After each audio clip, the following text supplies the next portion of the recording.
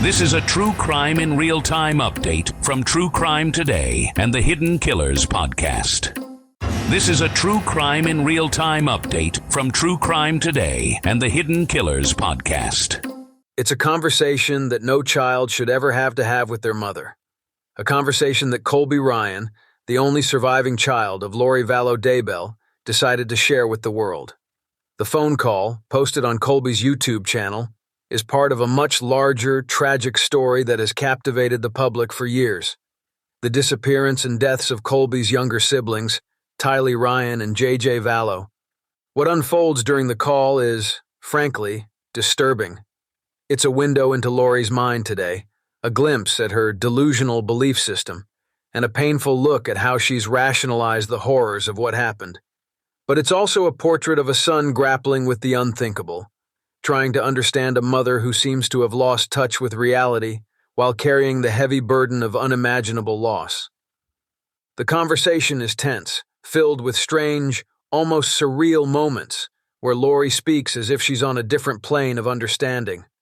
Her words are a blend of religious fervor, denial, and revisionist history. As Colby listens, his frustration, heartbreak, and disbelief simmer just beneath the surface, creating a stark contrast to Lori's detached, almost eerie calmness. For those of us watching from the outside, it's hard to wrap our minds around the scope of this tragedy. How could a mother, someone who should protect her children at all costs, be connected to the deaths of her own kids? And how does someone like Colby, left to pick up the pieces, even begin to cope with it all? Let's walk through this conversation, unravel its layers, and explore the deeply troubling psychology of Lori Vallow Daybell, as well as the emotional toll it's taken on her son. The phone call begins with Lori, in her calm, almost casual tone, speaking to Colby as if they were having a normal, everyday conversation. But from the start, it's clear that Colby has one burning question. What really happened to his siblings? He starts by asking about a dream he had, one where his sister Tylee came to him. It's a subtle approach. Perhaps he hopes that Lori will use this as a gateway to open up about the truth. But Lori's response is anything but straightforward. She dismisses the idea of Tylee visiting Colby in a dream, and instead shifts the conversation to her own visions. Lori claims that Tylee has visited her after death, apologizing to her for being such a brat. It's a strange moment. Lori speaks of Tylee not as a mother mourning her daughter, but almost as if Tylee's death is inconsequential, merely a blip in the larger scheme of Lori's self-perceived divine mission. Colby, clearly uncomfortable, tries to steer the conversation back to reality, but it's already slipping away. What makes this all the more chilling is the way Lori seems to genuinely believe what she's saying. She's not frantic or defensive. She's calm, collected, and utterly convinced that her children's spirits are not only at peace, but that they continue to communicate with her. It's a textbook example of delusional thinking, and it's clear that Lori is living in a world very different from the one Colby is trying to navigate. As the conversation progresses, Colby brings up an incident from years earlier, a road trip to Reno where Lori first shared her belief in multiple lives. It's here that we start to get a deeper look into Lori's delusional belief system, one that stretches far beyond conventional religious teachings. Colby pushes back, telling Lori that he doesn't believe in reincarnation, nor does he think that anyone other than Jesus has ever lived multiple lives. He references the Bible, grounding himself in something familiar and concrete. But Lori dismisses his concerns, saying that what she knows is higher knowledge, not meant for everyone, but for the chosen few. It's a moment that underscores just how far gone Lori is. Her beliefs about multiple lives, spirits visiting from the afterlife, and her own divine mission aren't based in any shared reality. They're a patchwork of religious teachings, personal revelations, and what appears to be influence from Chad Daybell, her alleged co-conspirator and husband. For Lori, this belief system is real. It's her truth, even if it defies logic or reason. Then comes the part of the conversation that will leave anyone who listens utterly speechless, the so-called zombie theory. This term has become infamous in the case, as investigators revealed that Lori and Chad allegedly referred to people they believed were possessed by dark spirits as zombies. It's this belief that may have contributed to the deaths of Tylee and JJ. Lori allegedly thought they had been taken over by evil entities. But when Colby brings this up, Lori vehemently denies ever using the word zombie. She claims that the whole idea was fabricated by others, blown out of proportion.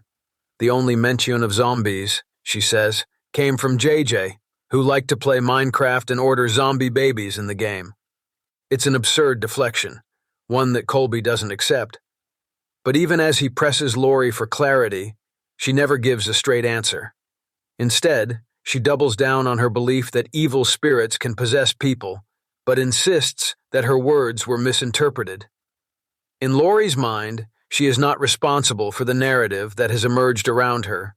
It's the media, the police, and everyone else who have twisted her words. As if things couldn't get stranger, the conversation takes an even darker turn when Colby asks Lori directly, "What happened to Tylee and JJ?" Lori's answer is, frankly, disturbing. She claims that Tylee accidentally killed JJ by holding him down too long, and then, consumed by guilt, took her own life. Lori describes walking into the scene, finding her children dead, and assuming it was all her fault. She claims she left the scene, allowing others to take care of the situation. For anyone who has followed this case, this explanation is deeply unsettling. We know how Tylee and JJ's bodies were found. Tylee's remains were burned and dismembered, JJ's body wrapped in plastic and bound with duct tape. Lori's version of events doesn't align with the gruesome reality of what investigators uncovered, and yet she tells Colby this story as if it's the truth. Colby, for his part, is in shock. He asks Lori the questions that have haunted him for years. Who burned Tylee's body? Who tied up JJ? Lori, in her calm, almost detached manner, avoids giving a clear answer. She implies that someone else handled it, but she never says who. It's a moment that leaves Colby and the listener reeling. Lori's explanations don't add up, and Colby knows it. But as much as he wants to confront her, he also knows that pushing too hard will get him nowhere. It's a painful position to be in, trying to get the truth from someone who seems incapable of recognizing it. Perhaps the most heartbreaking part of the conversation comes when Colby tries to understand why Lori never told him what happened. He asks her why she kept the deaths of Tylee and JJ a secret, why she never came forward. Lori's answer? She says she was trying to protect Tylee's reputation. She didn't want the world to know that Tylee was responsible for JJ's death. It's an excuse that falls flat, especially given the horrific nature of how Tylee and JJ were found. But in Lori's mind, she still sees herself as the protector, the one who was trying to shield her daughter, even in death. As the conversation winds down, Lori makes one final startling revelation. She believes she is on a mission from Jesus. According to Lori, Jesus visited her in 2017, put his hands on her head, and ordained her to complete a divine task. She says that she was warned that this mission would require her to lose everything, just like Job in the Bible. But it doesn't stop there. Lori also claims that Lucifer appeared to her, vowing to stop her from completing her mission. This, she says, explains why her life has fallen apart. In Lori's eyes, everything that has happened, her arrest, the deaths of her children, the media scrutiny, it's all part of a spiritual battle between good and evil. It's hard to believe what you're hearing. Lori speaks with the conviction of someone who truly believes she's been chosen by God, that she is playing a crucial role in the coming end times. But as Colby listens, you can feel the weight of his disbelief.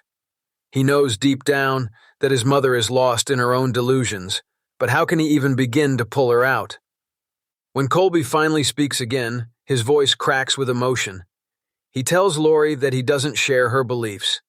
He's prayed, he's searched for answers, and what he's found is that none of what Lori says makes sense. He doesn't believe that she was visited by Jesus, and he certainly doesn't believe that Tylee killed JJ. Lori, of course, is unfazed. She tells Colby that one day when they're all in heaven, he will understand.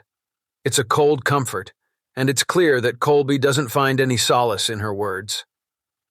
By the end of the call, Colby is emotionally exhausted. He's tried so hard to understand, to get his mother to see reason, but it's like speaking to a wall. Lori is too far gone, too wrapped up in her own narrative to ever face the reality of what's happened. After the call ends, Colby reflects on the conversation. He's shaken, barely able to process what he's just heard.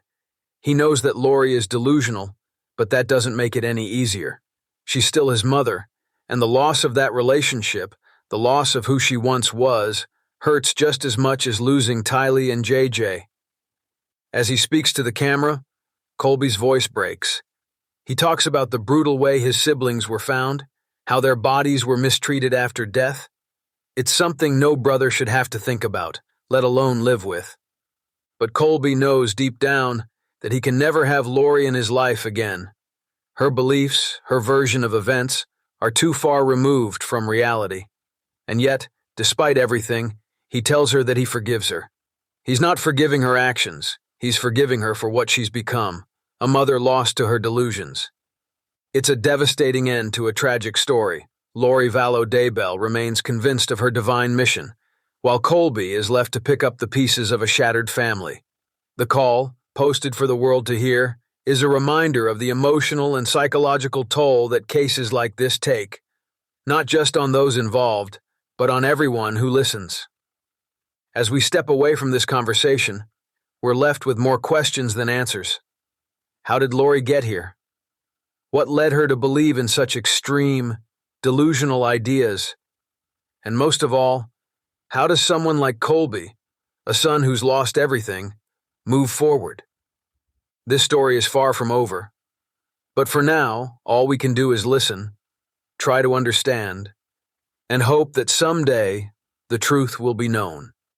Strap in and get ready to go back in time. Gen X Time Machine is here to transport you back to the glorious days of neon, big hair, and cassette tapes that always needed rewinding. To figure out where Tupperware went wrong, we kind of got to start at the beginning. Remember when MTV actually played music videos? Or when lunch wasn't complete without Dunkaroos? Yeah, a little bit like trying to recapture the magic of a bygone era. Yeah. We're diving into all that and more. So if you want to relive the 80s and 90s in all their retro glory, hit up Gen X Time Machine wherever you get your podcasts. VHS is looking like the obvious winner, right? Oh, and don't forget the rise of the video rental store, remember? Subscribe, because who doesn't need another excuse to avoid adulting? You're welcome, the Gen X Time Machine.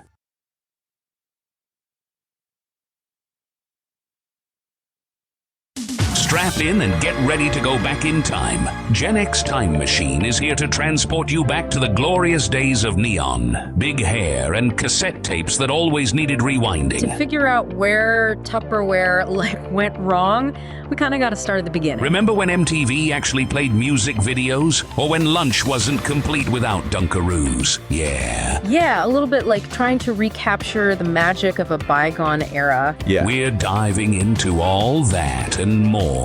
So if you want to relive the 80s and 90s in all their retro glory, hit up Gen X Time Machine wherever you get your podcasts. VHS is looking like the obvious winner, right? Oh, and don't forget the rise of the video rental store, remember? Subscribe, because who doesn't need another excuse to avoid adulting? You're welcome, the Gen X Time Machine.